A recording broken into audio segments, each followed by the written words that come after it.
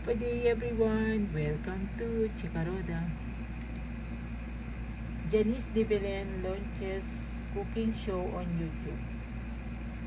Actress Janice De Belen is the latest celebrity to venture into the world of vlogging, with a cooking show to kick off her first ever vlog.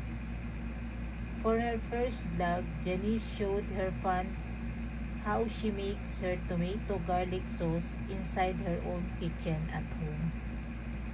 According to Janice, she chose the said recipe as it's something versatile. A sauce one can make 4 plates of pasta, as food dip, or simply a spread for pieces of bread like focaccia.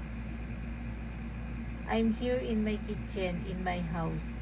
Of course, I'm doing one of the things that love doing, which is cooking. Cooking for my family, cooking for anybody.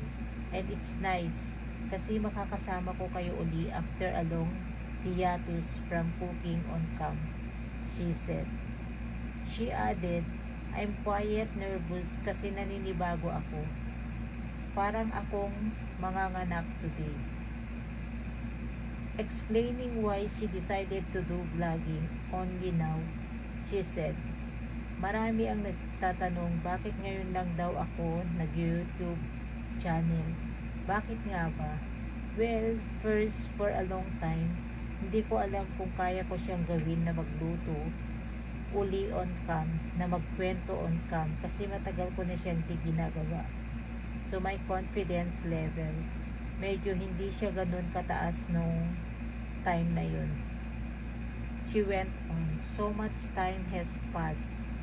Baka di na naalala ng tao, nagluluto ako talaga. But then, here I am, so I'm giving this a try. It's worth a shot. So I hope you'll enjoy it. I hope may matutunan kayo.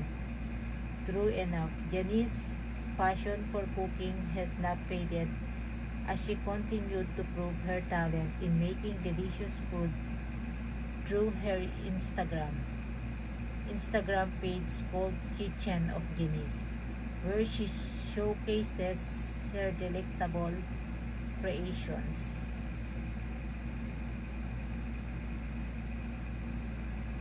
While it's been months since Janice launched her YouTube channel, it's the first time she made some original content, as most of the videos she uploaded were clips from her films in the 80s, including Super Slaw, 14 Going Steady, Bakit Manipis ang Ulap, and Shake, Rattle and Roll. Thanks for watching. Keep safe everyone. See you on my next chika.